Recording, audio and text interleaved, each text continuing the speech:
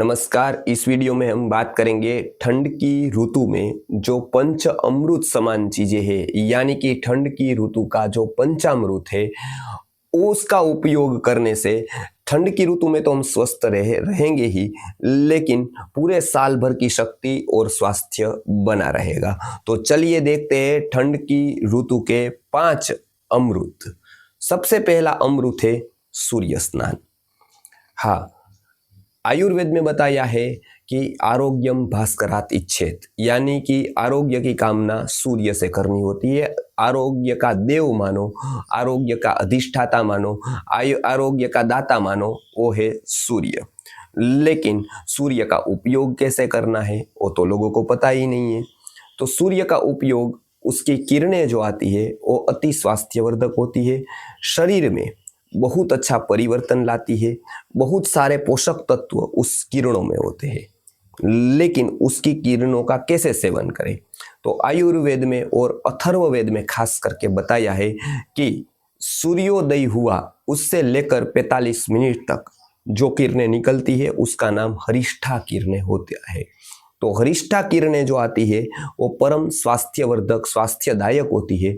उस समय उसका उपयोग ही हम नहीं कर पाते हैं, इसलिए ही आज D3 की डेफिशिएंसी हो रही है। हमारी अस्थि धातु यानी कि हड्डियां कमजोर पड़ रही है, और खास करके हमारे मस्तिष्क में मस्तिष्क की दुर्बलता बढ़ती जाती है, आत्मविश्वास की कमी होती जाती है, B12 की डेफिशिएंसी होती जाती है।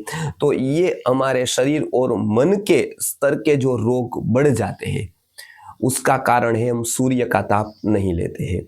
सूर्य का ताप लेने से केवल शरीर पर फायदा नहीं होता है, मन पर भी ऊर्जा बनी रहती है। इसके लिए उसी को ध्यान में रखते हुए हमारा एक गायत्री मंत्र आया है जो सूर्य को ही अधिकृत करके बनाया गया है, और खास करके सूर्य से ही उसका प्रार्थना की गई है ताकि वो शरीर पर नहीं, मन, बुद्धि और चेतना पर भी उसकी असर हो। उसका पूरा विज्ञान जो सूर्य विज्ञान के नाम से प्रसिद्ध है। ठंड की ऋतु में तो सूर्य यहाँ का, भारत का अमृत समान होता है, उसकी किरणें अमृत समान होती है। तो ठंड की ऋतु में सूर्योदय से लेकर 45 मिनट तक जितना सहन कर सकते हो, जितना ज्यादा हो सकता है, 10 मिनट, 15 मिनट, 20 मिनट सूर्य स्नान अवश्य करना चाहिए। तो पूरे साल स्नायु की शक्ति, हड्डी की शक्ति बनी रहेगी, और हड्डी संबंधित, स्नायु की संबंधित बीमारियां नहीं होगी। जिसको चर्म रोग होते हैं उसका भी रक्त शुद्धि होकर चर्म रोग में भी बहुत लाभ मिलेगा। जिसको ल्यूकेडर्मा, सफेद दाग जैसी बीमारियां है, वो भी बाकुची तेल लगाकर सूर्य स्नान करेंगे, सूर्य के सामने रखेंगे तो उसमें भी बहुत लाभ होगा। सूर्य की किरणें लेने से बहुत सारे अंगों में लाभ होता है। शर्त उतना ही है, आंख को छोड़कर सारे अंगों में ले, यानी कि या तो उसके ऊपर कपड़ा बांध दे, या तो पीठ से ऐसे घुमा घुमा कर ले, आंख से सूर्य को न देखे, ताकि रेटिना में सूर्य के किरण न जाए, क्योंकि वो रेटिना के लिए ही नुकसानकारक है, पूरे शरीर के लिए फायदा कारक है। तो पहला सूर्य स्नान करें। कैसे करना है तो उसके लिए आयुर्वेद ने बताया है कि मसाज पूरे शरीर में करना है। तो नंबर 2 पर आता है अमृत मसाज का। पूरे शरीर में हमने तेल से मसाज कर लिया, और उसके बाद यदि सूर्य स्नान करेंगे तो दुगना फायदा होगा, क्योंकि किरणों को एब्जॉर्व करने के लिए जो चिकनापन चाहिए, जो ऐसा द्रव्य चाहिए, तो वो होता है तेल। तो वो जल्दी सूर्य के किरणों को एब्जॉर्व करता है, और मसाज करके सूर्य स्नान करने से दुगना फायदा होता है। यदि न हुआ ऐसा तो भी मसाज का अपना महत्व तो है ही। तो मसाज रोज करना चाहिए। अभ्यंगम आचरण नित्यम, यह आयुर्वेद का सूत्र है। पूरे साल करना चाहिए, लेकिन ठंड की ऋतु में तो खास मसाज करना चाहिए, क्योंकि ठंड के कारण शरीर रुक्ष बन गया होता है, वो चमड़ी फटने लगती है, और यदि उसमें हम मसाज हमने किया तो पूरा शरीर में एक ऑयलिंग हो जाता है, और उसके कारण शरीर की रुक्षता दूर हो जाती है, स्निग्धता बनी रहती है, और वायु के 80 प्रकार के रोगों के सामने रक्षण मिल पाता है केवल एक मसाज से ही। तो मसाज अवश्य करना चाहिए ठंड की ऋतु में, सुबह सुबह ही। ऐसा नहीं है कि और कोई समय करे, लेकिन सुबह सुबह ही उत्तम होता है मसाज करना। तो ये नंबर 2 पर था मसाज। नंबर 3 पर है व्यायाम। व्यायाम ऐसे तो ग्रीष्म ऋतु, शरद ऋतु जैसी ऋतुओं में नहीं करना चाहिए, लेकिन ठंड की ऋतु में व्यायाम अवश्य करना चाहिए, क्योंकि इस ऋतु में अग्नि प्रबल होती है। इस ऋतु में शक्ति का वर्धन करना होता है, पौष्टिक आहार होता है। ये सब उपलब्ध होने के कारण इस समय यदि व्यायाम किया तो शरीर से पसीना निकलता है। छिद्र जो पैक होते हैं ठंड के कारण वो भी खुल जाते हैं पसीना निकलने से। तो इस ऋतु में तो अवश्य व्यायाम करना चाहिए। तो कितना करना चाहिए? अर्धबल, यानी कि यहाँ पर जो पसीना निकल जाए उतने तक करना चाहिए, हमारी सांसें फूल जाए उतने तक करना चाहिए, ज़्यादा व्यायाम नहीं करना चाहिए।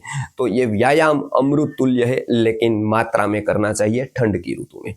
नंबर 4 पर है विविध रसायन प्रयोग, यानी कि अलग अलग प्रकार के रसायन प्रयोग है, जैसे पिपली रसायन है, जैसे च्यवनप्राश है, जैसे शिलाजीत है, जैसे हरड़, त्रिफला, जैसे कितने रसायन है आयुर्वेद में।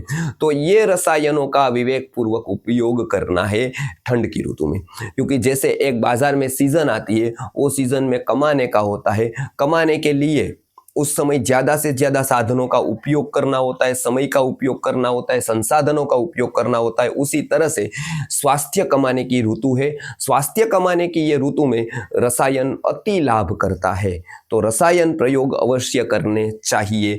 तो विविध प्रकार के रसायन आपके शरीर को जो अनुकूल हो, आपकी प्रकृति को जो अनुकूल हो और आपको जो उपलब्ध हो, आपका शरीर जो सहन कर सकता है, ऐसे प्रयोग आपको जान लेने हैं। और ऐसे कोई 1, 2, 3 किसी भी प्रकार के रसायन प्रयोग कर सकते हैं। शरीर के स्तर पर श्रम करने वाले रसायन प्रयोग अग्निवर्धन के लिए कर सकते हैं, और खास करके मानसिक श्रम जो करते हैं वो ब्राह्मी, मेध्य इस प्रकार के रसायन प्रयोग कर सकते हैं, ताकि उसके शरीर के साथ साथ उसकी स्मृति शक्ति को, बुद्धि शक्ति को भी पूरा का पूरा लाभ प्राप्त हो। तो रसायन प्रयोग की बात एक आप याद रखें, केवल शरीर के लाभ के लिए रसायन प्रयोग नहीं होते हैं, मन के, बुद्धि के लाभ के लिए भी ये रसायन प्रयोग आयुर्वेद में बताए गए हैं। तो उसका पूरा का पूरा उपयोग करना चाहिए। नंबर 5 पर है गुरु पौष्टिक आहार, यानी कि भारी और पोषणक्षम आहार इस ऋतु में लेना चाहिए। ये अग्नि जो अभी बढ़ी है, मतलब अग्नि जो तीक्ष्ण हो गई है, उसका पूरा का पूरा उपयोग गुरु और पौष्टिक आहार देने से ही होता है।